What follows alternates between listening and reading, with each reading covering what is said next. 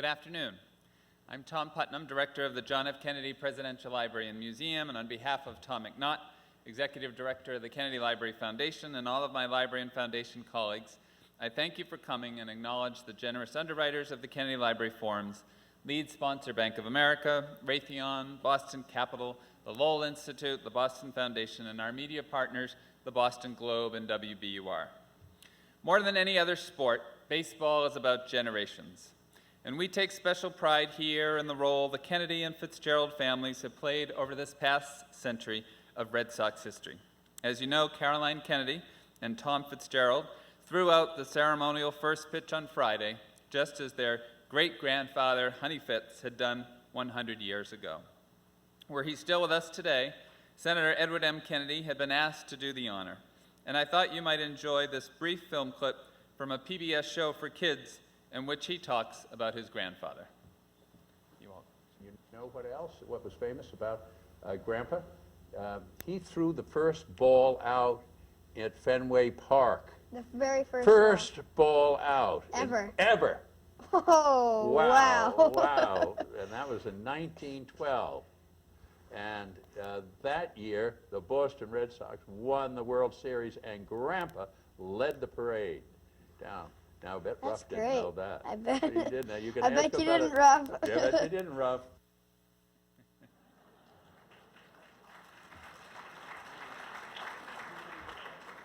My favorite anecdote about John F. Kennedy and Fenway Park is the story told by Dave Powers about a game he attended with John Kennedy and his father early in JFK's political career. "Jack, the announcer's about to introduce some of the local dignitaries," Joseph Kennedy said to his son. "You should join them so the fans see you're here." "Don't do it," Dave Powers replied. "They're here to see a game, not a bunch of politicians. Hurry up, Jack, you'll miss your chance if you don't go now." Caught between loyalty to his father and the canny advice of his political aide, JFK stayed put. Irate at his son's intransigence, Joseph Kennedy did not stay angry for long, for after the other politicians' names were announced, they were roundly booed by all the fans. It can be a tough crowd at Fenway, which the library, along with the city of Boston and Red Sox Nation fans throughout the globe, fondly salute this weekend as one of baseball's most famed cathedrals. We've assembled a wonderful panel this afternoon, including Tom Fitzgerald, who, as I mentioned, is one of Honey Fitz's great-grandchildren. If I've learned anything in this job, it's not to stand in the way of a Fitzgerald telling stories, many of which are shared in two collections Tom has authored and edited, Tom's Stories and Grandpa's Stories. I'm sure we'll hear in a few minutes more about Tom's own ceremonial first pitch at Fenway on September 30th, 2007, and exactly where he was at the moment in 1960 when Ted Williams took his last swing at Fenway. Although I'll give one hint, the title of that story is "I Was Robbed." No one is better suited to provide us the early history of baseball in Boston than Peter Nash, author of Boston's Royal Rooters and the writer and producer of the 2007 Emmy-nominated documentary, Rooters, Birth of a Red Sox Nation, an excerpt of which we will watch as part of this program. Mr. Nash earned his credentials as an official baseball geek by joining the Society of American Baseball Research at age 12. Later, as a young man living in Cooperstown, New York, he helped start Cooperstown Dreams Park, where visiting youth teams played tournaments on gorgeous fields. Mr. Nash has another connection with Fenway as a co-owner of McGreevy's Third Base Saloon, named after the founder of the Royal Rooters, Nuff Said McGreevy. The other co-owner of McGreevy's, Ken Casey, the bass guitarist and vocalist of the Dropkick Murphys, will also be here with us later in the program. Our moderator is Richard Johnson, curator of the Sports Museum here in Boston and author of numerous books, including most notably Red Sox Century and Field of Our Fathers, an illustrated history of Fenway Park, celebrating the legacies of those who played and performed in the shadow of the Green Monster. Field of Our Fathers is on sale in our bookstore, as well as Peter Nash's book, Boston's Royal Rooters. It strikes me as fitting that Fenway Park was opened and dedicated a few days after the sinking of the Titanic. Yet in this case, this large hunk of a vessel continues to hold a portion of this city's hopes and dreams, undaunted by troubled waters of heartache and defeat, lumbering forward indestructibly, pitch by pitch, inning by inning, generation by generation, connecting us all to something larger than ourselves. To celebrate this fabled history and centennial anniversary, please join me in welcoming Tom Fitzgerald, Peter Nash, and Richard Johnson to the Kennedy Library.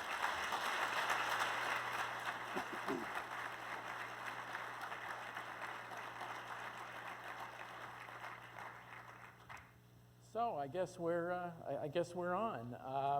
I wasn't sure what the format was going to be today, so I prepared a bunch of notes as though I was going to a congressional hearing. So, but I want to thank the directors of the library, Amy McDonald and her staff. It's a particular privilege to be here.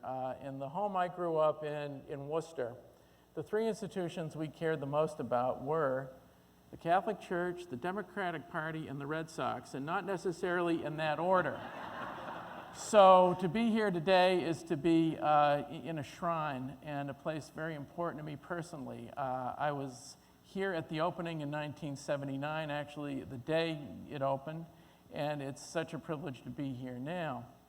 If you'll indulge me, I will display some of my Hibernian hamhood here by reciting a poem I wrote on the way over here, driving up from Braintree.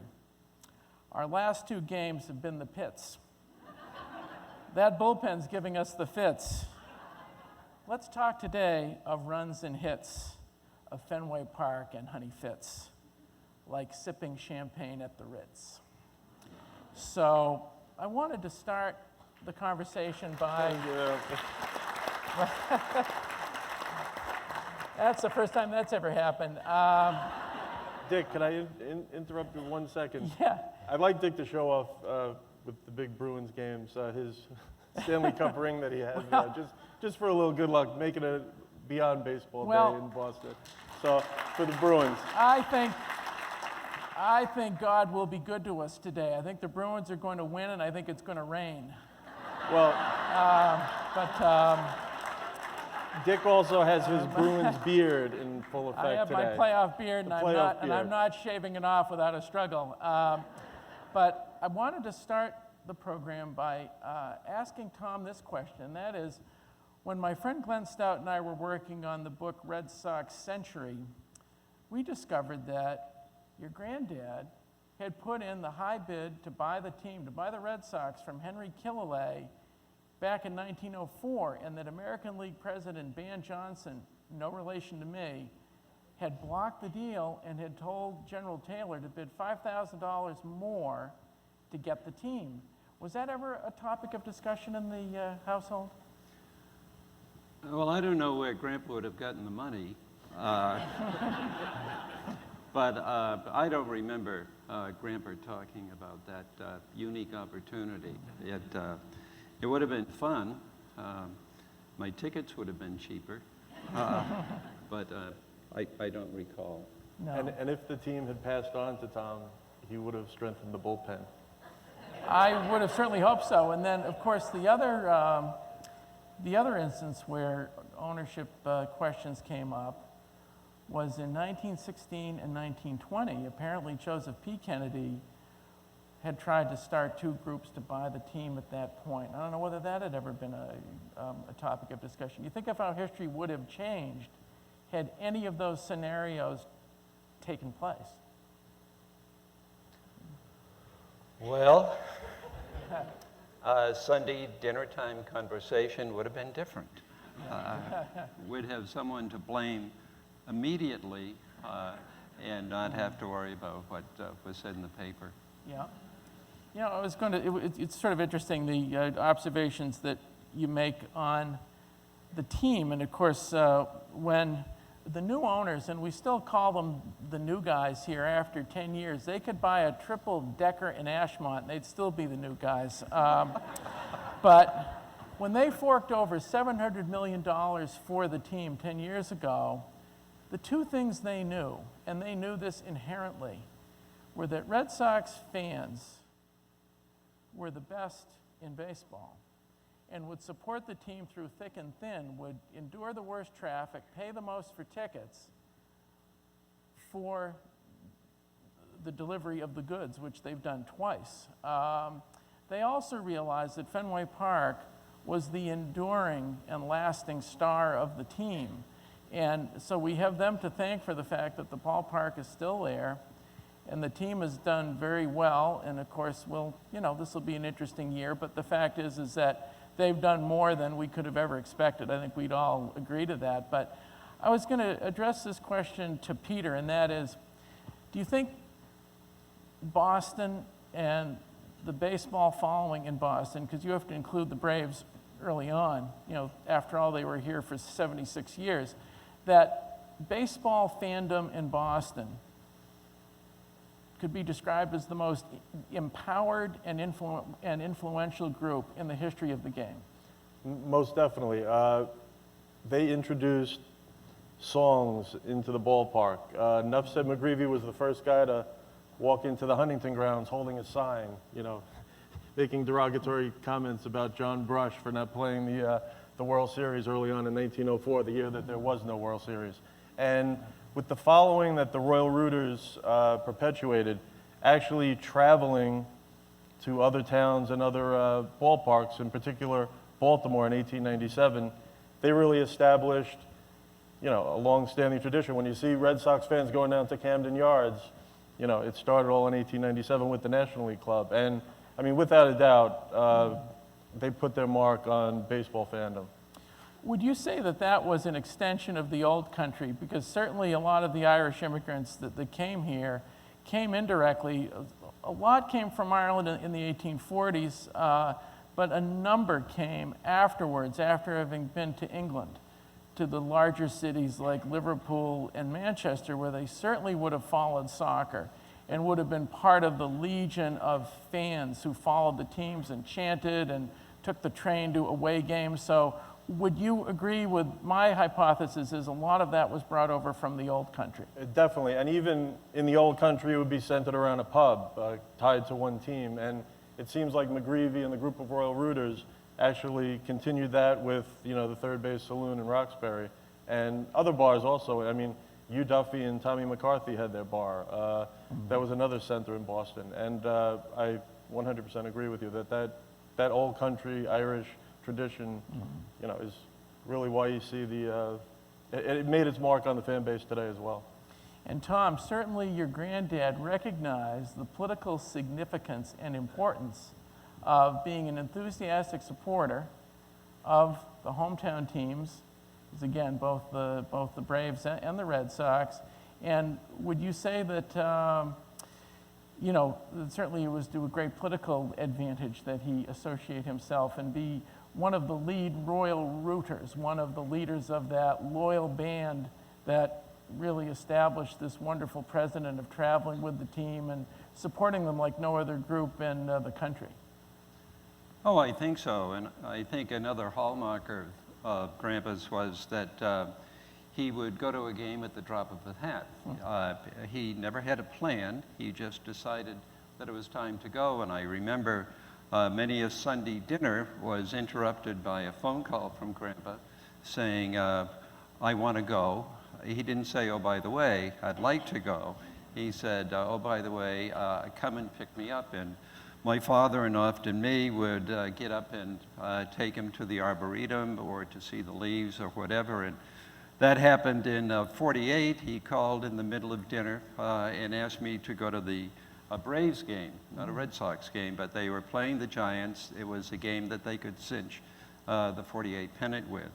So I raced into Boston, got that hotel, the Bellevue, at 20 minutes of 2, and Grandpa's sitting there with a napkin under his chin eating his lunch. And I said, Grandpa, we have to go. The game begins in 20 minutes. And he said, sit down. Well, you did what you were told in those days. So I sat and waited, and we finally got to Braves Field. We didn't buy a ticket. I knew we'd be arrested. We went down and sat in a box seat with a Globe reporter named Hurley. The game went on, and in the 8th inning, the Braves were up 5-3, and Grandpa stood up and said, let's go. And I said, I beg your pardon. And he said, we're going. Well, we weren't going home. We were going to the Braves locker room. And as we walked into the locker room, Vern Bickford, who had been the starting pitcher, was on a rub-down table. The roar went up. The Braves had won, and suddenly I found myself with Grandpa in the Braves locker room with a bunch of men, most of whom didn't have any clothes on. Now, I had an older brother, but this was different. And Jim Britt was in the locker room at the time. He was the voice of the Braves and the Red Sox.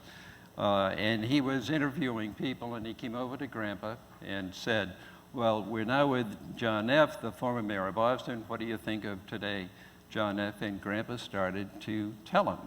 And Grandpa had a long memory of what had gone on in the city with baseball. And about halfway through his remarks, Jim Britt got impatient and said, well, thank you very much, John F. And Grandpa's eyes flashed, and his voice got a staccato sound to it. And he said, God damn it, I'm not through yet. And took the microphone out of Jim Britt's hand and finished telling him what he had to say, and then gave the microphone back to him. Politics and sports, Boston, Massachusetts.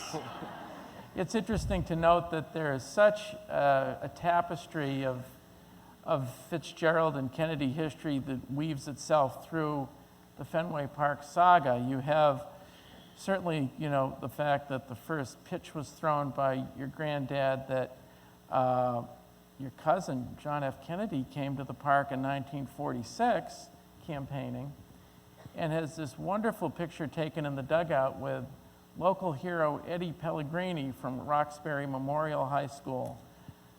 Hank Greenberg, who had been the first major league player to enlist in World War II, fellow veteran, and Ted Williams. And one story that I had heard from public relations director Bill Crowley, who was a war hero himself, was that Ted and the future president did not get along, which I found a little odd because they were both war heroes, but that the story was, I don't know whether you've ever heard this one, that Joseph P. Kennedy had given Ted some bad investment advice. I don't know whether that's true or not. I don't know. You don't know, okay. And of course, Ted was the most Republican player that ever lived. In fact, he went to Herbert Hoover High School in San Diego. He thought Hoover was the greatest president ever. Herbert Hoover didn't think he was the greatest president ever. But well, he was the most Republican till Kurt Schilling. that's, yes, very good.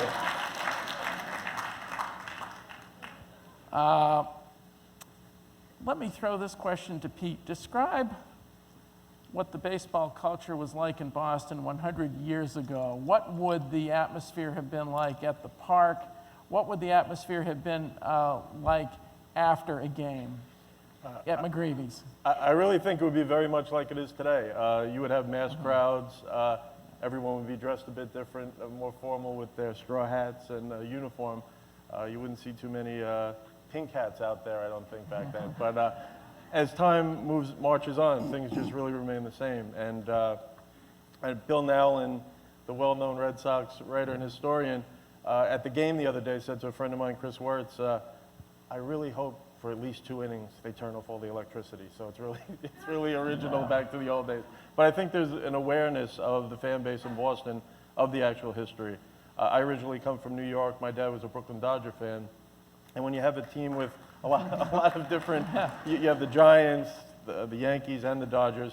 I mean, the Red Sox have been so ingrained here from the turn of the century. And although the Braves were here, they're gone. And they're not in the public consciousness now, and it's all Red Sox. And you have that one ballpark with all this history over, you know, such a span of time where, gosh, there was so much heartbreak and loss that probably some of the fans that are young today who have experienced 2 World Series, Stanley Cups, Super Bowl championships, they might be able to experience, Dick, what you've experienced for the past 40 years and see what it really means to win a championship and how tough it is. And I think that's the perseverance of the Boston fan pretty much is unmatched. And it goes back to the days where there were I mean, you know, when I was researching my book, Dick told me about a lot of the days, not that he was there in the 20s, but the days even in the 20s and the 40s when you could look out in the ballpark and there'd be, 250, 300 people out in a certain section. When we interviewed Johnny Pesky told us there are so few guys out there in the stands. You could see, oh, well, the couple of gamblers are up there in section 33, and that's how few people were there. But I think overall, you don't have that problem today with the fan base. And like I said, I think it's just old is new, and it really is that. Well, what's interesting to note is that the park acquired a patina of sort of holiness and sacredness after the '67 season. Prior to that, and in fact, even in the midst of that season, Tom Yawkey came to Boston late that year. Usually he was in town for opening day. He didn't come to Boston until June of that year. And when he came to Boston, the team was doing pretty well, but they hadn't started to sort of soar like a rocket the way they did that year. But they were doing okay. But his message to the media was he wanted to get out of Fenway Park. And like Casey Stengel would say, you could look it up. And he was trashing the park and the fact that he'd gotten nowhere with the local authorities and really wanted to leave the place within 5 years. And he said, if I don't, whoever I sell the team to will. And of course, we forget that the place was constructed in 7 months' time back in 1912. Now, in 7 months' time now, you'd be lucky to add a kitchen and a bathroom to a house. They built the park in 7 months, and then in 1933-34, Tom Yawkey reconstructed the park in 7 months' time, while the Redskins even played a full NFL schedule there. And I would argue that that sort of changed the culture of the team completely because Tom Yawkey became a hero in Boston as a result of that, because it was the second largest contracting project in Boston during the Depression era. Only the Tobin Bridge was a larger project. And I was going to ask this question to Tom. Was there much contact between Tom Yawkey and your family? I have no idea. Yeah. I feel like I'm in the grand jury and they're asking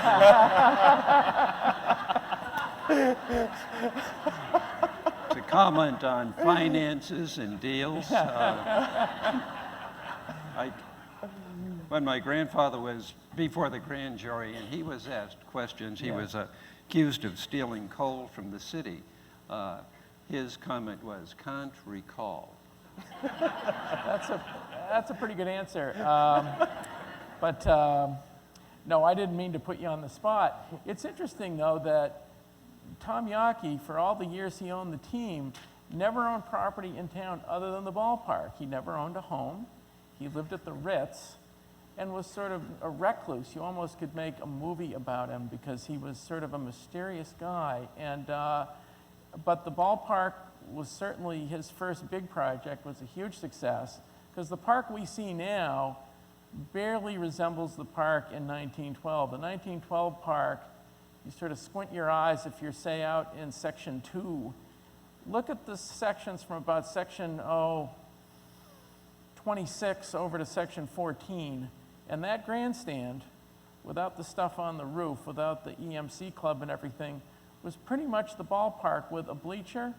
And then on a road trip in September of 1912, when they knew they were going to win the pennant and play in the World Series, the team added, and again, you could never get a contractor to do this now, added 10,000 seats to the park when they built the left field bleachers and additional bleachers in front of the left field wall and fronting the bleachers that existed at the time.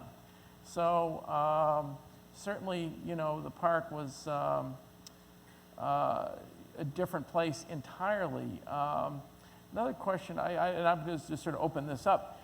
When the Rooters got thrown out of their seats before Game 7 of the 12 World Series in this famous incident where the team oversold the park in what could have been the deciding game of the World Series, the Rooters, of which Honey Fitz was one of the leaders, were asked to leave Fenway Park. Heavens. And as a result, the concluding game the following day only had 17,000 spectators. It was only really half full. Was that ever something that was discussed at all, or was that again? I don't know. There's of course, inquiring minds want to know because it was a big incident at the time. But what could have been discussed that would have been very beneficial would have been that a lot of the rooters actually thought that the next game and a couple of games in that series weren't on the level, and that players were throwing games, and there was always some controversy in that day and age over, the gamblers at the ballpark. Sport Sullivan, who's the most shadowy figure in Boston sports history, was one of the primary Royal rooters, and he was the biggest gambler in town. And I was doing some research at the Baseball Hall of Fame and found some documents in the August Herman collection that actually stated that Sport Sullivan and some other guy named Nookie and Schwartzy were all banned from Fenway Park and from Braves Field because of rampant gambling and pool selling in the stands. And I think that if they knew who was going to win that day, they would have put a lot of money, like George M. Cohan. I think he put $50,000 on the Red Sox on one of the games that they won. Now, he was a big Giant fan. He's a Giant fan. You know that he had some inside dope for that one. And I will also mention Dan Shaughnessy, he has to take credit for this one, but he also mentioned that Sport Sullivan hatched the scheme for the 1919 World Series in the Fix in the Buckminster Hotel, and it is odd to note that the Popeyes fried chicken is right on the first floor of the exact same building. So we don't want to throw any aspersions, but it ties the past with the future. No, the gambling culture of the park is one of the more fascinating elements of it in a book I've just written on the park. One of the letters I discovered in doing the research on this was a letter to Baseball Magazine from a traveling salesman from Seattle who basically said, I've been to all the major league stadiums on my business trips. I have never yet been to a place like Boston where the gambling is so rampant. And he compared the park to a casino. And I connected the dots, and of course it was interesting. Fenway Park in 1912 was the first park to have an electronic ball and strike indicator on the scoreboard. That was like a tote board at a racetrack. There was no question about that. But let me throw this out, and I'll actually direct this to Tom. When did your granddad bring you to Fenway Park for the first time, and do you recall what the circumstances were? It was probably in 1946. It's when I went to my first game. It was opening day. It was when the veterans returned with Pesky and Williams and Dorr. Boo Ferris and Tex Hewson were there, and it was during that season. And much like the Brave story, you simply got a call and said, we're going. And you'd go, and you'd be in a cab with Grandpa, and if it was crowded around the park, he would stick his head out the window and say, John F., John F., and it was like the Red Sea. Part. That's marvelous. Wow. And of course, it's interesting, he was John F. before the other John F. Yes, he was. And there had to be the other John F. first. Now, certainly, he held court politically, but I imagine his conversations on sports were the equal of his observations of the local politics, too. And now I have to ask, was he interested in all sports, or was it really just baseball? No, I think he was interested in all sports. Yep. If you, he kept scrapbooks of himself. He had a, he would wear one of these long nightshirts, and he would gather the Boston papers around him, and he had a box of pins, and he would cut out articles about himself and pin them on the nightshirt. And when the nightshirt was full, then they would get put in a book. But I remember in one of the books, most of these are at Holy Cross College now, although I happen to have one of them. Yeah. He called for the World Championship of Football between Harvard and Dartmouth. I don't know whether the game was played, but it showed this ecumenical interest in everything. That's very interesting. And of course, it ties in a little bit with the history, the early history of the park, because really for its first half-century, Fenway was truly a people's park in that anything and everything occurred there, sort of going with its status of being a very utilitarian place and not yet the shrine it was to be. You had events like the National High School Football Championship being contested there in 1912 and 1914 with Everett High School, who were still the kings here, having played in both of the games against Oak Park, Illinois, losing the first game and then beating Oak Park in 1914, 80-0 in a year where they were unscored upon 600-0. And Torbert McDonald's, I believe his father was the coach of that team, if I'm not mistaken. Was it Torbie McDonald, or am I? But I know it was part of the Kennedy group. There was a tie-in. There's always a tie-in to either the Fitzgeralds or the Kennedys on this. But I'm going to ask this question to Peter. Actually, certainly the other sports helped to pick up the slack after the Red Sox started to slowly recede into obscurity. What happened to the Rooters at that point? I certainly know Prohibition had everything to do with that slide, but what exactly happened? Well, I mean, particularly with the Volstead Act, I mean, enough said had to close down the bar, so that killed that whole group right there that would commiserate it at McGreevy's. However, those guys were getting really old, and Nuff said was probably in his 60s at that, 50s to 60s at that point. And as time marched on, these guys just were kind of like the old Rooter dinosaurs. And when Honey Fitz, when Tom, you went in with your granddad to Jim Britt pulling away the microphone, that's kind of like probably the attitude, like, these old crazy Rooters. And it seems as if the sons and the daughters and the grandkids of those people, like Tom, just brought the tradition back over the years. And I think that's the resiliency of the fan base and the tradition that, when Tom takes a picture of his grandson Ronan on the first baseline, and then he's able to take him to the park and Ronan can see him throw out the first pitch, where else can you get that? Tom, did you throw out the first pitch on the 46 game? Did your granddad let you do that? No, I don't think so. No. You've only done it twice, right? No, okay, twice. Just checking. Twice. Who would you say of all of the members of the family, of your extensive family, other than your granddad, was the biggest sports fan, who was the one who would be absolutely go and get a ticket to the Red Sox and jump on top of it? I think everyone would Everyone. fall in that category. Can't recall specifically, but it's true. I mean, sports in the Fitzgerald family was simply talked about all the time, and still is with my son Tim and my grandsons, my granddaughters who live in Seattle. I should tell you, I took my granddaughter Katie to a Red Sox Seattle Mariners game a couple of years ago, and she brought with her both a Mariners hat and a Red Sox hat. And whoever was ahead, she put that hat on her head. So she has a political future, I think. That's great. Well, and Honey Fitz almost stopped the Kennedy Fitzgerald union with Joe Kennedy was the batting champ, right? And Yes. Honey Fitz was not too high, I guess, on Joe, from what I did on some of my That's true. research.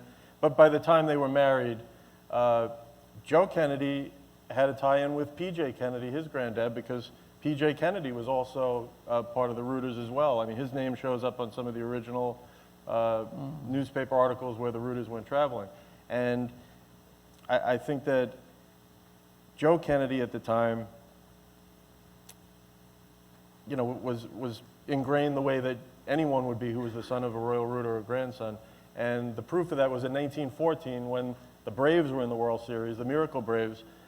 They were married, and they, before their trip to Sulphur Springs, West Virginia for their honeymoon, they went with Honey Fitz and Nuff said McGreevy and the Rooters to Philadelphia for the World Series. And discovered in the scrapbooks, and Rose's scrapbooks here at the library, they found her Royal Rooter badge and her ticket. So that is true fandom if you're going to go to the World Series on the way to your honeymoon. Well, it's interesting to note that the political history of the park is fascinating. I mean, apart from the appearances and the random, trips there just to press the flesh and everything, the events that have occurred there over the years have been fascinating. Eamon de Valera put 60,000 in the park in 1919, advocating the Irish Free State. And then, of course, domestic politics took center stage. Probably, at least what I would call the greatest non-sporting event at the park was when FDR spoke in November of 1944 in his last campaign speech ever. And from all the accounts I've read, he did politically what Ted Williams did in his last at-bat competitively, and gave a rousing speech. It lasted an hour. He spoke from an automobile parked on a platform over the second base bag, and hit it out of the park. And what I'd ask our friends at the library today is if they can maybe work with the ball club on either getting a presidential speech there this year, maybe under the auspices of the library, or better yet, because this would break every record possible in terms of ratings, a debate at Fenway Park. Wouldn't that be great? And Honey Fitz's ghost would be in the background giving advice to Obama, I know it. And if we added as the undercard, Warren and Brown, now we're talking. People would take the day off for that one. But speaking about grand conclusions, there was an allusion to your being at Ted Williams' last game, and I want to hear this story. Well, it was September of 1960. And I had been married August 20th of 1960. I was teaching at the Brown and Nichols School, and my wife and I had moved to Boston, and I was going to night school at Mass State College in Boston. And that last home game, as I was driving from one school to the other, I realized I could see Williams bat for the last time. So I pulled up to Fenway, couldn't find a place to park, but I saw a yellow no parking zone, which I pulled into, and a big Boston cop, the biggest one I had ever seen, looked at me and he said, "Move it." And I said, "Oh, I can't move it. I just want to go in the park. Williams is coming up. I want to see him his last time at bat. Move it." Then I wondered, why aren't you in the park? What are you doing out here? And with that, this roar of the crowd happened, and I realized something had happened. I didn't know what. And of course, it was Williams hitting his home run. I was fit to be tied, but I knew better not to lose my temper and lose my car and go home in the subway. So I went to school, came home, and just threw up my tale of woe on my wife, who was from Colorado, and she said, "What's the big deal?" And I thought, oh dear, God in heaven, I haven't been married a month and my marriage is in trouble. Well, later on, she did become a Royal Rooter and a Red Sox fan. And I suppose it's a better story to say I was outside the park and I was robbed. So that's sort of the opposite of the John Updike story. It's sort of it's kind of the dark side of the moon to that one, isn't it? But why didn't you tell him you were Honey Fitz's grandson? I mean, he's probably didn't Honey Fitz get Babe Ruth out of a couple of parking tickets? I think you told me that, right? Can't recall.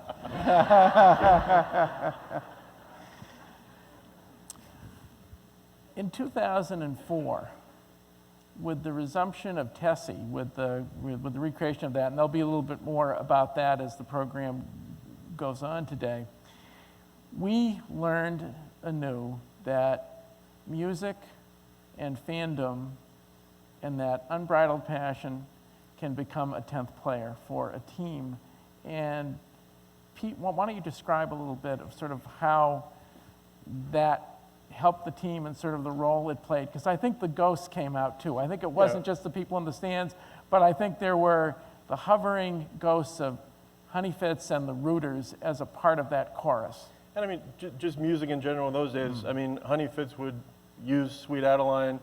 Sometimes people had more interest in a good performance of a song than an actual speech, and he used that to his advantage to win over every crowd in Massachusetts. And in baseball, one of the Royal Rooters, when they went to Pittsburgh in 1903, tracked down one of the popular songs, Tessie, and in Pittsburgh, just assaulted the other crowd, changing the words with, you know, derogatory comments about Honus Wagner and every player on Pittsburgh. And it turned the tide, and the Red Sox went on to win the World Series, the first series. And the Tessie tradition went on all the way into 1912, all the way into even up to 1918. And Tessie died. Maybe Tessie came out in 1946 or right by the end of the season with some of the real old-timers. And I think Fitz was one of the ones who went out with the boys and went on the radio and actually sang Tessie. But when you have 2004 and Ken Casey and the Dropkick Murphys resurrected Tessie, and when they actually performed Tessie at Fenway, and every time they performed, either David Ortiz hit a walk-off home run or Bill Miller, it was really a recaptivation of that whole thing, and it might have been, you know, total luck, but I think there was a little bit more at play with the ghosts of the Royal Rooters, and you really had almost like an undefeated record of the Rooters and Tessie. Now, it is odd to know that the Dropkicks didn't play at the game the other day, so who knows if they played, if it would have been a different outcome. I think we need to get them at the park a little bit more to play Tessie this season. Immediately. They should be warming up now. You know, it's interesting. I was watching one of the Sunday morning shows today, and probably the only time Keith Olbermann and George Will have ever agreed on anything. And they had basically agreed that the preservation of Fenway Park was a godsend, and that maybe, just maybe, things in the past were better. And, you know, isn't it great to be in a place where we celebrate politicians who would sing to their constituents, and a family who, and again, I'll make a slight political statement here, use their privilege and power to volunteer for combat, not avoid it. We're in a special place here, and sports would have been a topic that I can imagine all the brothers and members of the family having a discussion as animated as anything that they would have considered politically, talking about the state of the Red Sox now and about what to do and, you know, who to move or who to put in a certain spot. But do you recall, Tom, sort of what the dinner table was like and what the conversations were like during the holidays when sports would come up? I mean, how animated would it get? Would it be I would imagine it would be as much a salon as it was a saloon.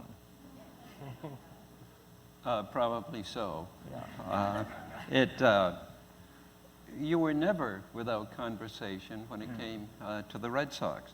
One of the memories I have during the war years about my dad is he dug out the backyard and had a victory garden. And one of the jobs my sister and I had would be to find enough extension cords to go from the house out a window to a radio in the middle of the cabbage patch so he could listen to a Red Sox game. The other memory I have is as my dad got older, he would not watch TV, but he would listen to games on the radio. And then you'd see him in the morning, and he would be a real sourpuss with a frown on his face. And he'd say, "I didn't sleep." He said, "I replayed the game hour after hour after hour," which I think we all do when it comes to the Red Sox. Well, you know, it's interesting that the combination of politics and sports here is so, it's so current too, because certainly the other day we saw Scott Brown at the park, Warren was there, and any candidate of note had begged, borrowed, or stolen a ticket to be there, and it just is a constant here. Is there any other city you've been to where it even comes close? And I'll ask that to both of you. It can in New York at times, certainly in 2001, and I am one of the few Red Sox fans who will not use the term evil empire, because in 2001, when New York and the country needed baseball the most, the Yankees delivered 3 home games in that World Series that were transcendent and were important to the healing of that community and the nation in general. But is there any place that compares to Boston? Well, Dick, I was born a Met fan growing up in Queens, New York, so that really hurt over that time. But Yeah. I will tell you that it really Yeah. it really did. And I could always relate with the Red Sox fan. And if I didn't bring up '86 at any point, 2004 opened the floodgates where I could actually say that out loud. That there was some common ground between Red Sox fans and Met fans. And I think that's just part of the whole tradition. Yeah, would you say, well, it's interesting that the national conversation about everything these days just seems to have a certain unsettling contentiousness to it. And that seems to have gone from politics to sports even, and I'm not sure if it's the media or not, but what's great is actually being at the ballpark, and I would argue that the narrow confines of Fenway Park lend themselves to actual conversations where you can, there'll be someone there from New York, and it won't be some hostile thing, but you start to talk about things, and there's an appreciation. Usually people from other cities, even if they're rooting for the other team, love Fenway. So that will be the common ground you start with, and then you begin a discussion about other things. So I would certainly argue Fenway Park as being a very civil oasis in a world now where we are increasingly divisive. Would you agree with that? Absolutely. Yeah. You asked about other cities. I live in Denver, and there is, I will tell you, a passion for the Denver Broncos, the first major sports team that came to Denver. But it doesn't match the Red Sox. And talking about family loyalty, my dad had a cousin, Ned Fitzgerald, and when Eunice Kennedy got married in New York City to Sergeant Shriver, you needed a ticket to get into St. Patrick's. I mean, it was going to be a big crowd. And on the way to the wedding, Ned realized the Red Sox were in town playing the Yankees, and at the next traffic light, he gave his tickets to the church to a cop, and he went to the game. Oh, that's great. Oh, I love that. Was there ever a movement to convert suitors and in-laws and newcomers to the family who might have come from other places to join the legion of Red Sox followers? I just assume that's understood. That's understood, absolutely. And I don't admit this often. I will admit to having cried on Friday. That ceremony that Charles Steinberg and the club put together with the 224 players, managers, and coaches was extraordinary. I don't know how many of you were there. I'm sure you've all seen it. But when Veritek and Wakefield wheeled Pesky and Dorr out onto the diamond, I challenge anyone who's a genuine Red Sox fan. In fact, this might even be the litmus test for it. If you didn't cry, you're a Yankee fan. Get out of here. It was, So if I was a Hollywood actor and I was asked to cry on cue, I'd conjure that up and I'd cry like a baby. It was very special. Question I want to ask my two colleagues here is, what game in club history or in park history that you didn't see would you have wanted to be at? Have you ever thought of a historic event that you'd say, God, I wish I'd been there? I'd have to say the game that the Rooters were kicked out of their seats, that ruckus right there would probably be the best to, I might even be able to talk to the right people to know who's going to win the next day. So, you'd have that added touch there. It's not bad. But that'd be my number one. Well, I might have liked to have been in the park on that day that I was standing outside. But it's really a better story having been outside. The better story is the one that you have of what actually happened. I mean, I think I would pick any game that Tris Speaker played there. I'm the minority. I'm sort of the historical minority that says that Tris Speaker was the greatest player in club history.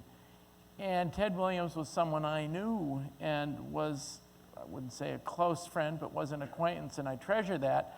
But I think even Ted might have said that Tris was the most complete player ever to play for the team. I'd have chosen a game that he had one of his unassisted double plays from center field.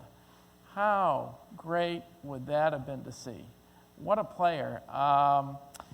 And then, of course, I'd also ask for a bonus, and that would be any of the high school football games that were played there. It's sort of interesting to note that the Park's history this year is going to mostly be cast in terms of Red Sox home games. And yeah, I'll plug my own book here because, you know, I sort of have to do that. But I've tried to tell a story of sort of everything else that happened there as well, because we know the Red Sox history so well. But imagine a year like 1932, where there were 47 high school football games played there, and you were probably as apt to meet someone on the street that had dirt under their fingernails from the park as you were someone that had been there just as a spectator to see the Red Sox.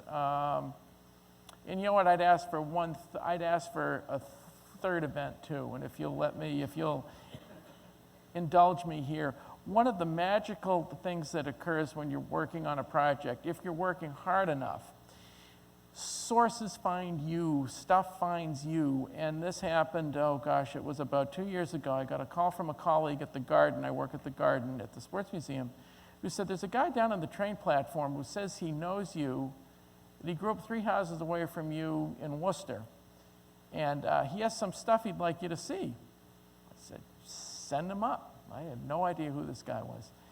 He came up, and he had a grocery bag with scrapbooks in it. We sat for the next 3 hours and looked through the scrapbooks of the Pierre Marquette AC. Anyone here remember the Pierre Marquette AC? The Pierre Marquette AC was a sports, sort of the sports division of a Knights of Columbus Lodge in South Boston that Babe Ruth was a member of the board of directors of. In fact, even after his sale to the Yankees, the Pierre Marquettes were called Babe Ruth's Own on the stationery. And they played a game in November of 1927 at Fenway Park against the New York Football Giants, a regular season game for the Giants, against a semi-pro team of guys from South Boston who worked as clerks, longshoremen, graduate students. They were amateurs. And that was the audition for Boston to join the NFL, and we had a team join in 1929. But what was interesting about their story, and as we look through the scrapbooks, a good 10 or 12 years before the Catholic worker movement started, and certainly 20-odd years before the Jimmy Fund started, these guys were playing and giving money to church-related charities. So the Labouré Center in South Boston, which was known as the Columbus Daycare Center back in the 1920s, they were writing checks for $500 for that charity back in the day. So that before the Jimmy Fund started, there was a social agenda for a sports organization using Fenway as a home. And that's the sort of history I find really compelling. We all know about Ted and Yaz, but the Pierre Marquettes became my hero. So they're the third team I would have liked to have seen played a game if I could go in that time machine. Should we open it up to questions from the audience? Because this is a great audience. I've never spoken before a crowd this big. And I know you all have got some questions, so please step up to the mic here. This isn't a question. You said you were robbed. I was there. I was a room service waiter at the Hotel Somerset, and I waited on Teddy Williams just about every night. And it was a cold, cold day. And I went there among 10,000 fans. Now there's about 500,000 fans that said they were there. I was also at Yaz's last game, and I was in 1967 with my wife when the Red Sox won the pennant over Minnesota and Detroit. So I got many memories of Ted Williams in Fenway Park. And I was at the Braves game in 1948 when Sane beat Fella and fella pitched a two-hitter, and Macy was actually out at second base. And Tommy Holmes said to the third base side of Braves Field, and they won the game. And that was the greatest game I ever saw, Johnny Sane beating Bob Feller. I was then a Braves fan, but of course, then I became a rabid Red Sox fan when the Braves left.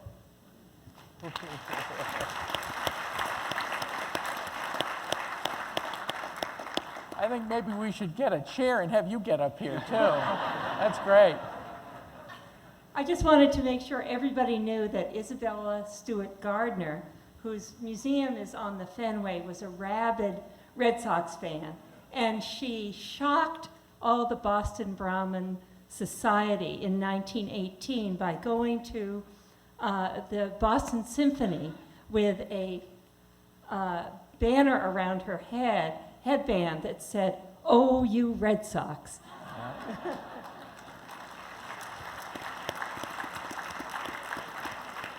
That's a great point, because this is a city where the crowd at a ballpark isn't just, you know, sort of a sports crowd. You will have lawyers and doctors and people that work, you know, as an orderly at a hospital or doing anything. Of course, you know, some will be sitting in the luxury suites, others will be out in the bleachers, but there's such a cross-section here that it's unlike most other cities. And I think it's part of what defines us as a sports town, the greatest sports city in the world, period. I will argue that until the end of time.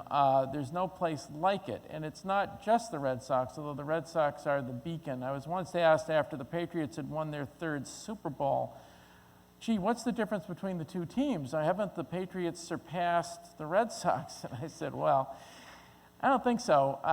The Red Sox play in Boston. The Patriots might as well be playing in Agawam as playing in Foxborough. So when that changes, then maybe the tide will have turned completely, but don't hold your breath. Let's get some more questions here. Don't be shy.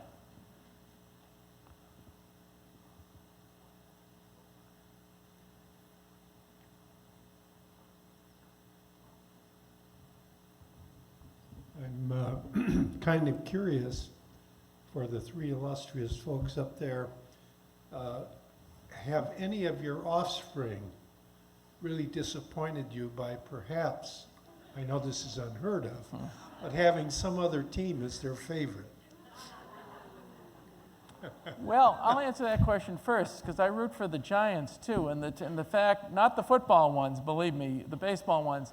And the odds of the Giants playing the Red Sox in a World Series, even though it happened 100 years ago, are about the chances of my being one of the heirs to the British throne. But here's a story I'll tell very, very briefly, which is one that we all would love to have happen to us. And it happened to me just out of the blue. I brought my son to his first game at Fenway Park when he was 8 years old. And it was a cold April evening. I got tickets from a friend at Nesson who had some, and I was thrilled. So I grabbed him at school. We went out to dinner. We got to the park. And about the 8th inning, it was getting cold. We had only worn wind breakers to the game, and I said, "You look cold, pal. You want to go?" And he said, and he looked at me very sternly, and he said, "Dad, I hope it goes extra innings." It was like, yes, a fan. You never know when that's going to happen. Yes, sir. Let's see. Well, first of all, I'd like to ask you, how the hell do you lose a 9-0 lead? We imagine it's happened before many times. That's what I thought. Just a couple of points, actually, more than questions. One of you gentlemen said that Hank Greenberg was the first player to enlist in World War II. And I was always under the belief it was Hugh Mulcahy, who pitched for the Philadelphia Phillies and was from Somerville, Massachusetts. So I was wondering if we could somehow look that up. Well, someone with a BlackBerry in the audience, please clear that up for us, and then we'll be all set. There you go. There you go. Modern technology is right, wonderful, exactly. isn't it? Absolutely. Yeah. And one of my recollections of Fenway Park, I think it was in 1948, somewhere around there, when Hal Peck, who was a right fielder for the Cleveland Indians, fielding a ball, threw the ball, and killed a pigeon. Yes. So I don't know if you've heard that one before. I have heard that one. I was there, so it really Wow. was. I was 12 years old, and the ball goes flying all of a sudden. So check it out. Check that one out with the blackbird. Thank you. Great panel. Well, you know, it's interesting. A 9-0 lead at Fenway Park, we now know, is a fragile thing indeed. Yeah. And as myself being born a Met fan, I can relate to a new manager, Bobby Valentine, coming to Boston, and reservations I had pulled back and forth and going back to whether, you know, you're happy that your son is a Red Sox fan. My son William's 5, and it's pretty much coming down to whether he likes Wally the Green Monster or Mr. Met better. And I was really hoping for him to push the Red Sox away for his own, you know, for his own self-esteem as a, you know, let me see some championships because I know the Mets aren't winning anytime soon. No. And you know, then I see the nine run lead blown, and it seems like you know, the Red Sox need some help in the bullpen. And you know, who could have predicted that when Jonathan Papelbon said that Philly fans know more than Boston fans, and he was vilified, which was totally wrong. We could definitely use him back here in Boston at this point. So maybe my buddy Ken Casey over here can give him a call and see if he'll reconsider. It's actually gotten so bad that they introduced the new special on the legal seafood menu. I think this afternoon it's a live piranha fish in a ball. Anyway, we have some more questions here. I was just wondering what you gentlemen thought might happen if the, I believe, very unlikely event occurred that the Sox were to leave Fenway, that they would build a new stadium, newfangled, something I would imagine like Camden Yards, but larger. If they were to, God forbid, tear down Fenway, do you think that the city would still be able to survive as a cohesive unit, or whether the riots would simply destroy the town? Get his name. Well, you know what? You do not tear down a cathedral.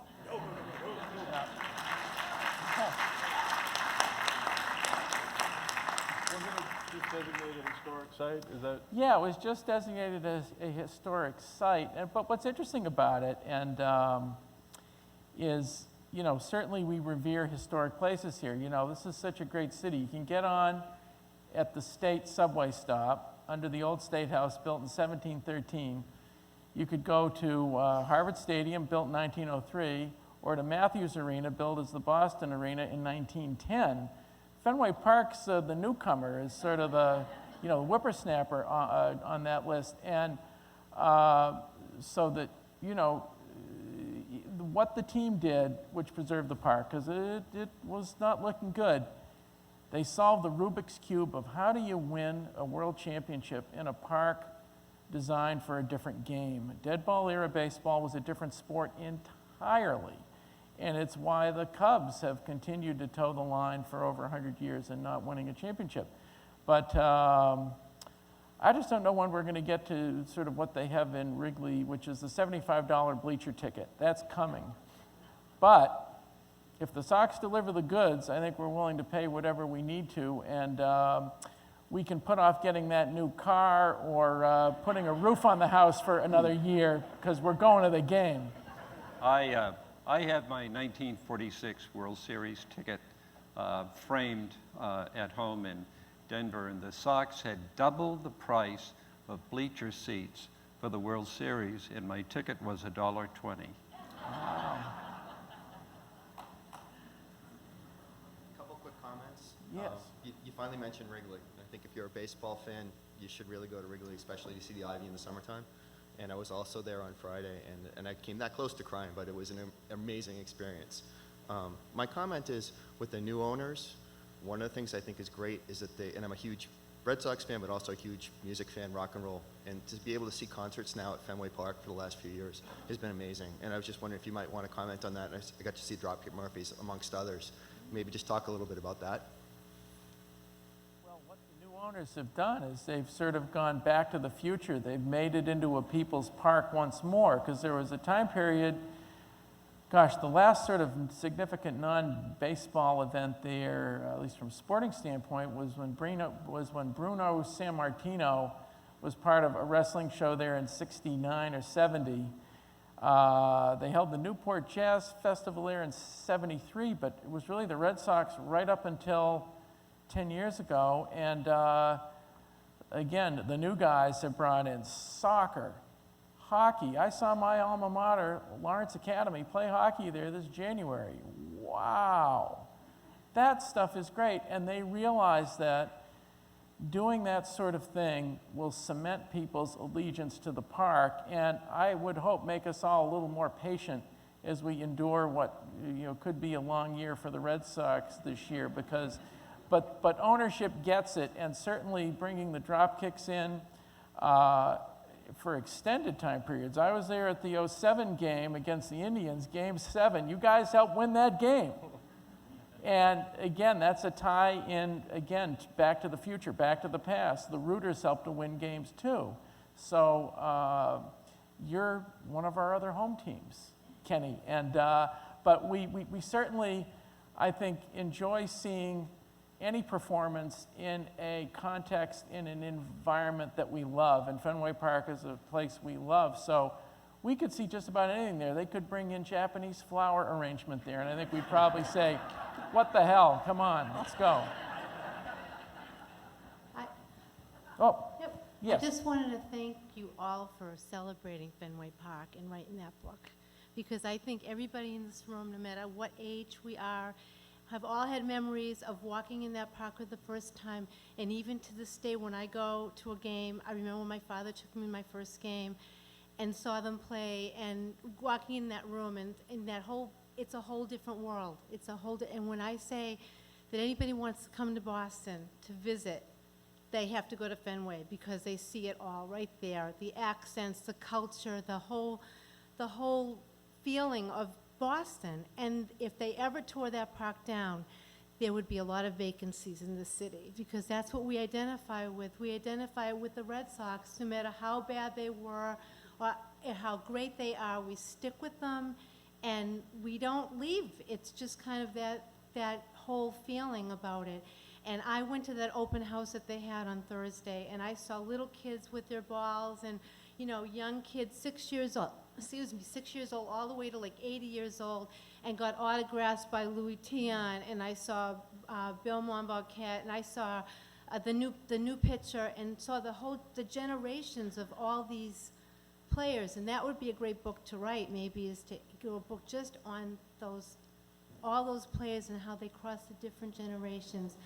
But my question is that did they ever consider another place to build Fenway besides the back of like your grandfather's house or something? I mean, did they ever consider another spot besides the Fens? That's a good question. There was not a lot of land available in Boston at that point near the downtown area that didn't have issues connected to it. The great thing about the Fenway Park, about the parcel that they ended up buying, that the Taylors ended up with, was it had been property owned by the Dana family, the Danas of 2 years before the mast. His father was a member of the Continental Congress. I mean, that land had gone back to the King of England, I think, giving it to the family. And what was unusual about it is it was one of the few parcels in the Back Bay of that size, Back Bay and the Fens, that was not partially underwater. The water line of the Charles came up to the back of the park, about where the garage is now, where there used to be the Buck printing sign. And so it was stable property in terms of putting the pilings in to build a park that could hold an upper deck. And what's interesting about the park was, even though they didn't add the upper deck in 1912, it was built to support an upper deck. So they have kind of put an upper deck on now, but they could put a full-fledged upper deck on it. So you needed property that could hold a steel and concrete park, and that was one of the few places. I never investigated what other places they might have looked at, because they worked on that pretty quickly, and they decided quickly on it because it was 8 acres, and 8 acres at that point, which didn't have any construction on it, was a rare find indeed in a good part of town.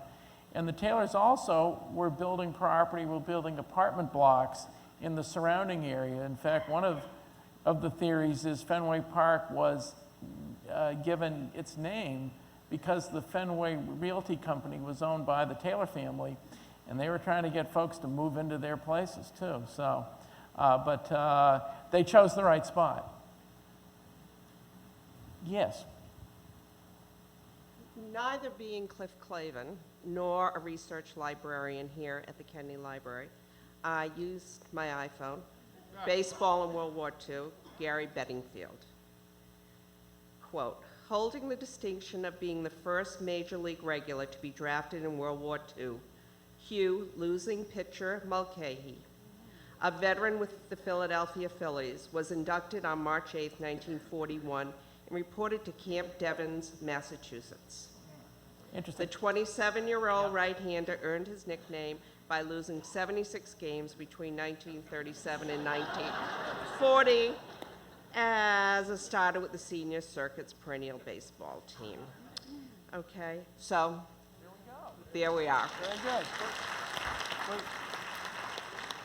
Brought up the thing about Isabella Stewart Gardner.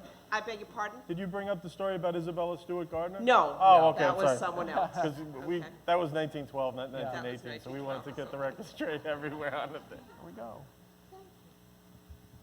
Just a little Ted Williams story here. After Ted Williams came home from Korea, my father had the idea to go into Fenway and see him play again after he'd come back. And my aunt, who worked for John Hancock, got us tickets, and she also got us a pass to go to the clubhouse after the game.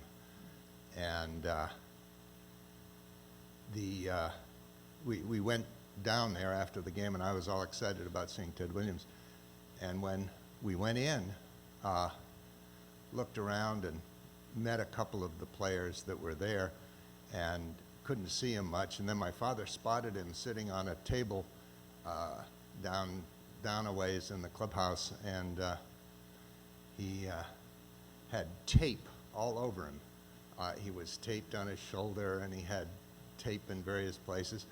And that was the first thing that disappointed me about him. But the second thing that disappointed me was he was holding a beer. I don't know if he drank it or anything like that, but he was holding a beer. And at that time, I was an absolute teetotaler. And to me, that was the worst thing that anybody could do, would be to drink beer or anything like that. And so at the time, my father says, well, let's go over and meet him. And I said, no, I don't think I want to. And I was scared, so we walked out of the clubhouse. That was it. So I never got to really meet Ted Williams, but I wish I'd taken it up that. Well, if you hear stories about the Red Sox from that era, that was probably the least strong item being drunk in that clubhouse at that point, too. So, yes. Hello. I've been to Sox games past 23 years. I'm 23 years old. In the past 6 years, I've been to almost every game. I work day of game staff, so I'm there. And the only cheers that are constant and you can hear throughout the stadium is stuff against the Yankees. But the past week, there's been constant in pretty much the entire park coming in with Bring Back Tito. And I was just curious if you have knowledge of any time with, other than against the Yankees, if there has been persistent cheers with going towards one thing. I just found it very interesting that it's been happening all week, and I'm wondering if it's going to continue. So. Well, initially, going back to the 1890s and even around 1912, Honey Fitz and Upset McGreevy would lead all of these different cheers, which were derogatory towards the other team, towards the other pitchers. So, I mean, that is a tradition, and I'm sure that they called for another manager at some point, especially when they lost Jimmy Collins, the famous third baseman, before probably 1906, 1907. I think there were probably a lot of fans didn't have the opportunity to record them on videotape, but I bet you that they had the same thing in that situation. Oh, yeah, that's certainly true in any number of sports, too. I remember when the New York Football Giants said goodbye to Allie Sherman, their head coach. You could actually hear the fans singing Goodbye Allie on the radio broadcast of an exhibition game. It was just, you know, it can be devastating. And even in our corporate culture of sports now, where the scoreboard tends to drown out the fans still, for the price of their admission to the park, can make their opinions known, and then some. And certainly that did happen the other day. And I'm hoping they give the new guy a chance, because the season's barely started. You got to be fair. And what happened with Francona was certainly understandable because of the circumstances under which he was relieved of his job and the circumstances under which he came back. So you can understand how everybody, you know, would feel. If the Sox had won, it'd be a different story, but they didn't, and here we are. Yes. Yeah, I'm from Stonington, Connecticut, which is just about dead center between Boston and New York. And there's 6 boys in my family, and my brother and I were Red Sox fans all our lives, until my brother got tired of, he just couldn't take it any longer. It'd been year after year after year. And he switched over and became a Yankee fan, right? So in 2004, after the Yankees beat the Sox, 21-9 or 8 or something like that, the 3rd game of the playoff, he calls me up and tells me he's on his way over to Walmart to get a broom. And when the Sox came back and won that, it was just, you know, just the other side, too excited. I didn't know what to say to him, except, you know, how's your broom, or something like that, you know? But I want to do a follow-up. My hat's off to the Red Sox management, because the question was, would they ever build another Fenway Park? And if you've been to JetBlue Park in Fort Myers, they did a beautiful job on that. It's got the old scoreboard that they've had in storage for 30 years, new green monster, and it only holds 11,000, but boy, it feels just like Fenway. And hats off to the organization. Nice. We're going to take one more question here, and then we're going to be introducing our friend Ken Casey. I wonder if you can lend insight on how I might use baseball statistics to answer a question. I went to a game about 12 years ago, and Mo Vaughn hit 3 home runs in that game. And I've been trying to date the game using those statistics. Do you think it's going to be possible to do? You know, I think if you went to boxscore.com, and you probably know some of the sites too. Baseball Reference. Baseball Reference. Might have day-to-day. Yeah, and then just do a Google search and maybe even put it in parentheses and everything. I bet you'll find it. It might take a little doing, but I'm sure you will. The other thing to do is to check the media guides, because the media guides will have a detailed description of what a player had done of note for every season. So if you look in the media guide, what was his last year here, 98 or 9? Yeah, and if you look in there, it will say, you'll just have to look through, and it'll go, on such and such a date he hit 3 home runs, and then you'll have it. But that's what I would do. Sure. Why don't you introduce our friend Ken? Yeah, so in the tradition of the Royal Rooters with Tom's granddad, Honey Fitzgerald, I'd like to introduce my partner over at McGreevy's Third Base Saloon and the founder of the Dropkick Murphys, Kenny Casey.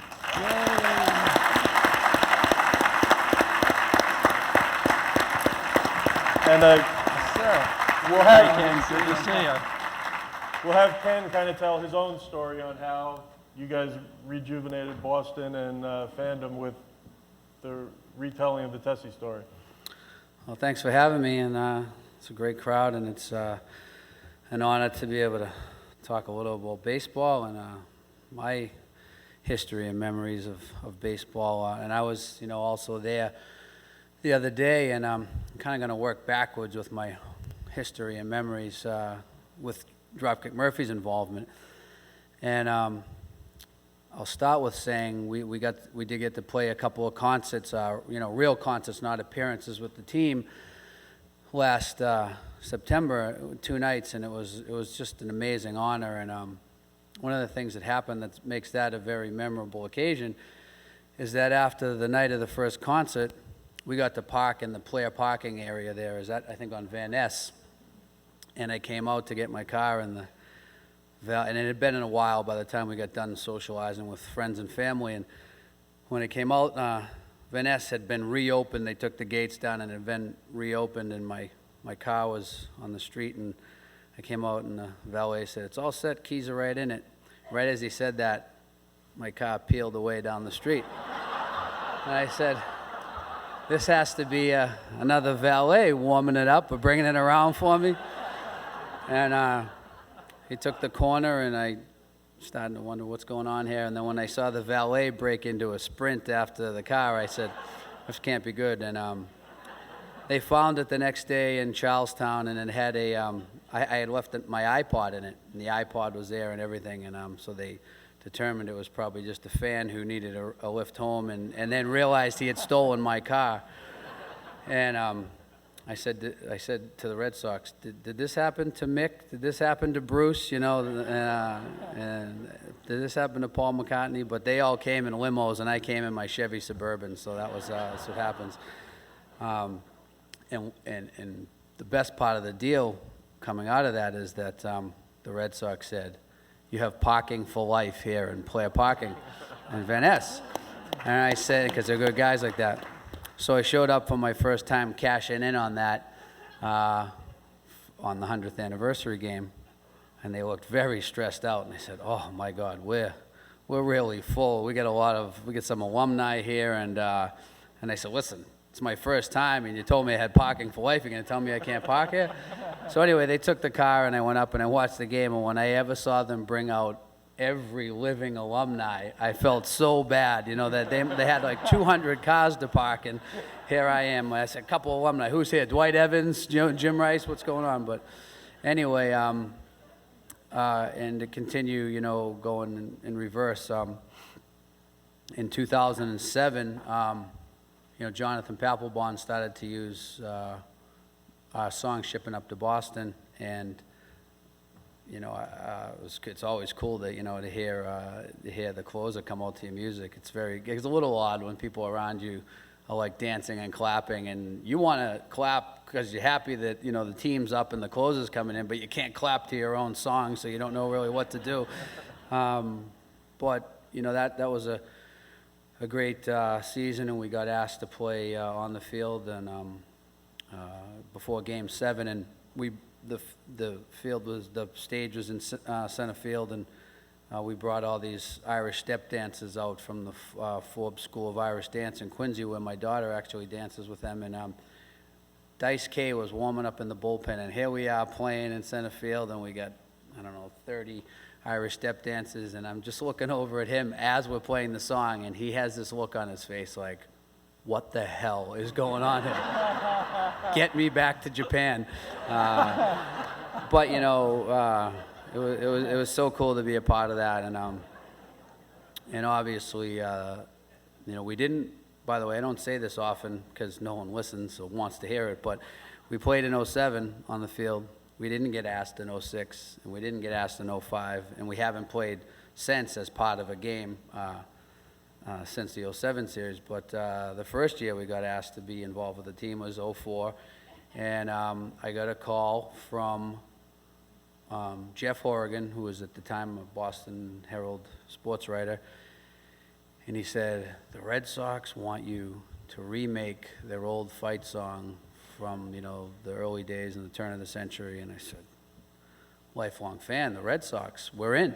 And this was the band was on tour in Europe when he called and asked, and I said, "We're in." And he said, "All right, I'm going to email you the song."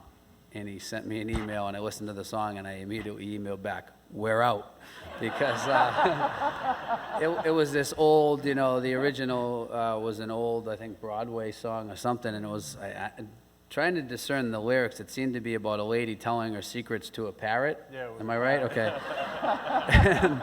And I made the mistake of telling my bandmates how excited I was about the the potential of doing this, but we sat down and listened to it together for the first time, and everyone's just scratching their head. And so what came of that is that we decided to keep a hint of the original melody of basically the end of the chorus, and rewrite the lyrics. However, I am not a historian, and I went to my first baseball game in 1975, so we needed to enlist the help of some people who knew more historically about it, and we sat down with Jeff Horrigan, and I'm sure I don't know who he went to, because I don't know how he knew all this stuff, because but he's a big fan, and we came up with a song that basically was about the era that they sung that song and the fans, and so we recorded the song. We did it on a CD that was to benefit the Red Sox Foundation, and Johnny Damon sang on the song, Bronson Arroyo, Lenny Donato. Their vocals are ducked very low because two of them could sing, one of them couldn't, and he took the whole thing down, but I won't mention who, Johnny Damon. And so we debuted the song on July 24th, 2004, and as you know, that is the right date, July 24th, the brawl game with A-Rod game, and yeah, so we did interviews and stuff leading up to it, and I have the print to prove it that I actually said, I guarantee a World Series. And at the time, I don't even think I believed it. I just was trying to go out on a limb. And we debuted the game, and we went on to play before a game in the ALDS against the Angels that David Ortiz hit a walk-off homer, and we played, and that April 24th game was won with a Bill Miller walk-off homer, and I remember saying, so here I am telling everybody, I guarantee it, changes the season, we're going to win the World Series, and the first game wasn't over, and it was a rout, and I'm saying, and we were getting killed by the Yankees, and I'm saying, it's over before it started. And anyway, they, as you know, went on to have the brawl with A-Rod and Veritek, and came back and won that with a walk-off, and then it was a David Ortiz walk-off in the ALDS, and then we played Game 1 of the World Series, and it wasn't a walk-off, but it was their last at-bat. Bill Miller hit the pesky pole, and not Bill Miller, Mark Bellhorn hit the pesky pole, so every game we played at in 04 had a home run in their last at-bat to win the game, and then they went on to the Yankees series, and by now I was feeling good, and I was really starting to tell a lot more people that my predictions were on their way to coming true. And after going down 3-0 to the Yankees, my phone, I was getting death threats, and most of them were lifelong friends of mine saying, if you ever get involved with another sports team, I was going to be run out of town. So like being a fan that year and following the series and it was so intensified because I felt like my life was at stake, within the circles I run in, and those are circles where you don't want people after you sometimes. And anyway, as we all know, the rest is history, as they say. And I ended up on the field out in St. Louis. Dr. Charles Steinberg was kind enough to say, I'm going to get you on the field. You don't have a pass. You're going to have to kind of do things a little bit sketchy, which is, like I said, the way by the way, I'll start off by saying most of my Red Sox games that I went to in my teens, 20, 25 of us would come over the fence at the same time in right field, and there's strength in numbers, and they don't usually be able to grab one or two of us, so, and I never got caught, so that's how I saw majority of my Red Sox games. And then I had a friend's father who was, he was on most of the police details as well, and he would let us into most of the games. And when I think it was they beat the Angels. Was it the Angels they beat in '86 to then go on to the World Series against the Mets? We were getting ready to jump onto the field to start to celebrate. You know how fans used to always run on the field and rush the field? I was always obsessed with why that just stopped happening, you know, and we were gonna make sure it happened, and his father knew well what we'd be up to, and right as we were about to jump over, we just felt bam on the back of our shirts, and we were just 16 years old or something at the time, and they locked us in a souvenir stand, and we went from being the first to celebrate to the only two that didn't get to celebrate that night. Anyway, I got to wrap this up soon. I could, you know, as most of us, we could talk about baseball all night, but you know, that 2004 series and being able to be involved and being able to, oh, I know where I was in St. Louis, and Dr. Steinberg was getting us on the field. So me and my buddy, he said, meet me over by the Cardinals dugout because I'll never be able to find you over by the Red Sox dugout, because there was a lot of Red Sox fans out there. And so here it is, the two of us all by ourselves over by the Cardinals dugout, and you know, 10,000 Red Sox fans whooping it up, celebrating. And I said, he's going to come. And he eventually walked over, and you know, he walked along the dirt along the wall and said, follow me to behind home plate. And he basically just said, I need these guys out here. And he says, you don't have passes, so please behave yourself, well, you're going to get kicked out. And we said, no problem, Charles. And the minute we get out there, we ran for the pitcher's mound, and we tried to pull the pitcher's mound out of the dirt, and that didn't happen. And you know, and I was that guy, you know, and every news broadcast, I'm on the phone with my wife, you know, waving in the cameras and behind. And anyway, but you know, those are just like, you know, the amazing things that all really just started for us as, you know, answering that email and saying we'd do that song, you know. So it was a good year. We picked the 1 in 86 odds. We picked a good year to get asked and to say yes to doing a song. And anyway, I got invited down to sing this song a cappella, but I got to tell you, I know my limitations.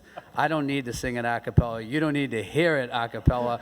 It's much better off done with the whole band. We're in the studio recording right now a new record, so we couldn't pull everybody out, but we're going to play I guess, too bad we don't have the original recording to play for it first, but no one needs to hear that either. But anyway, so this is the song Tessie, which is about, you know, like those original Royal Rooters, and I guess, you know, the current fan base is as rabid as it ever was. We might not have, you know, bullhorns and being able to be allowed onto the field or next to the field. Those pictures of them, I mean, it looks like they're like a few feet from the baseline, banging on bass drums and yelling in horns. And I tell you, it would be awesome if they'd let you do that still today, you know. But they don't. But this was the best we could do to make it like the old days. So thanks a lot for having me.